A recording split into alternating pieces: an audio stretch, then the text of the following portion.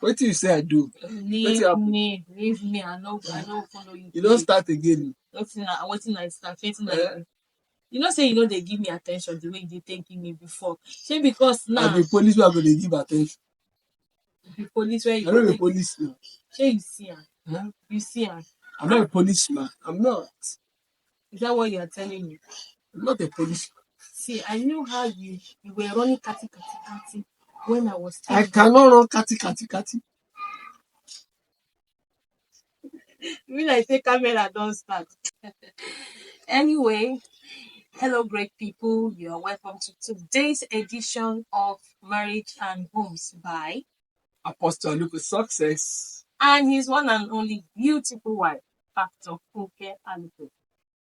At the beginning of this video, you would have noticed a small playlet there between my husband and I. We try to, project what crisis looks like in marriage or in any relationship. And that's why today we want to look at crisis in marriage, causes, and solutions. So we want to discuss and would like you to put your input in case you see this, video, ensure to put your input. One or two persons may learn from what you think about what you're about to listen. Today, we have on set as usual, my husband and we have introduced ourselves, and I would like for him to, start out on this discussion. What do you think, sir, is the causes of causes of crisis in marriage and possible, solution? All right. When we talk about crisis in marriage, I know a lot of people, a lot of young ones want to run away from getting married because they don't want to face crisis. But crises are unavoidable. They are unavoidable. But with knowledge, we can deal with them. True. And crises are not ultimately your enemy. In fact, with crisis, you get to know your partner very well or properly, and then you know how best to treat your partner in that relationship. And the number one causes of crisis in relationship is the third party interference. Third party interference. Yes. The Bible made us to understand that when the fourth family, the fourth man and woman were created, he made them male and female. In other words, there's this dimension of unity between the man and the woman without the third party interference. Crisis will always begin when there's an interference, whether from the in-laws, from parents, from brothers, from sisters, from friends, from colleagues in the office.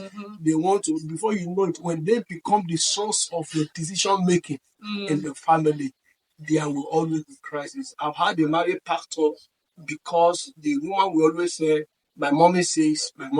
So any decision at all, mommy must be consulted, and before you know it, it cuts off. But it can be avoided. The only counsel I can give to allow the third party into your relationship is maybe you are going through crisis and you need the help of a counselor or pastor who can then come and provide solution, not add to the problem. If not, third party interference could cause crisis in marriage. Another thing that can cause crisis in marriage is unmet expectations. Many times when we are getting married or when people are getting married, they have high expectations, what they want to see their spouses do, what somebody is bringing to the table. Their dream of marriage. Their dream of marriage. Perhaps because of other marriages they've seen, or books they've read, or films they have watched, or the things they hear online. See, do not expect so much from your partner, else you will find it quite disturbing. By the time you get married to that person and reality sets in, you find out that it's not, all, just like you have thought. So please, you yourself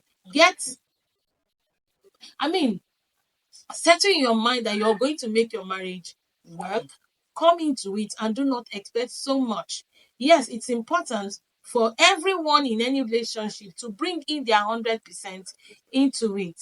That way, the relationship will work. but do not over expect. You are coming from different background. How your mother married your father may not be how your wife will marry you, or how vice versa. You need to just make up your mind what works for your marriage, what works for you and your partner in that relationship, because you are not going to, or you're not married to your father, you're not married to your mother. This is very important. All right. Another thing I also want to add to what you said that Okay. will also lead to crisis in marriage is infidelity. Infidelity. The Bible says that marriage is honorable, but let the bed be undefiled. By the time one partner begins to introduce immorality, infidelity, and you are not faithful to your partner, when the other person discovers, it will definitely bring crisis. True. Sometimes people will like that will forgive, but those who cannot forgive, the revenge. So that will lead to crisis in marriage. And a lot of families that are scattered as a result of uncontrolled libido. Whatever you are looking for out there is within the marriage context. Exactly. And that is why God gave you your partner.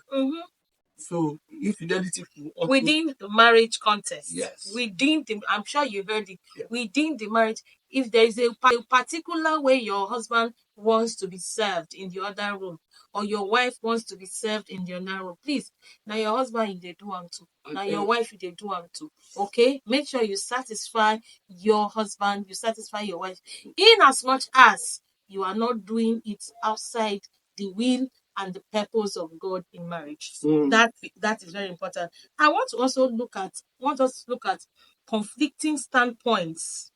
Conflicting standpoints, especially when it comes to childcare, home, house chores, house care, conflicting views. There are, especially in this part of the world, in the African setting, it is known that men will tell you kitchen work is not meant for them, house work is not meant for them. They don't do domestic work. The woman in this part of the world is responsible to giving birth, responsible to bathing the children, taking them to school, going to the market, washing plates, cooking, and then go to work, come back again and service the man in the bedroom, and the circle goes on and on. I beg you, that woman go age fast.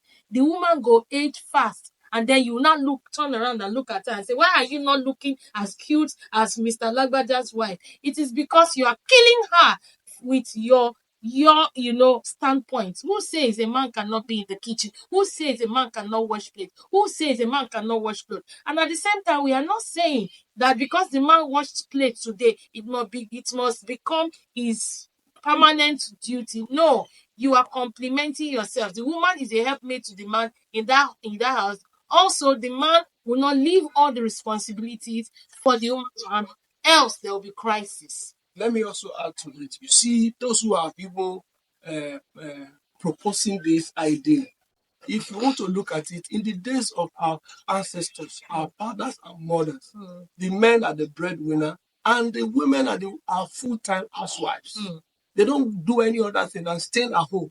But we live in a generation whereby, in fact, some women they are more outgoing. They go out more than their husbands. So how do you expect that woman, after going out to win the bread, to join you win the bread, and then you now want to leave out the domestic work? I think it's unfair. It's unfair. You just have to be reasonable. There was a time we traveled abroad and we realized that a lot of their men, they cook. A lot of their men, they do house chores. Why? Because they know that, you see, winning the bread is not only meant for men anymore. Both men and women have to, assist each other in winning the bread, going out to bring in the money, then coming back to do the house chores together. And that is understandable. But when you have this conflicting standpoint,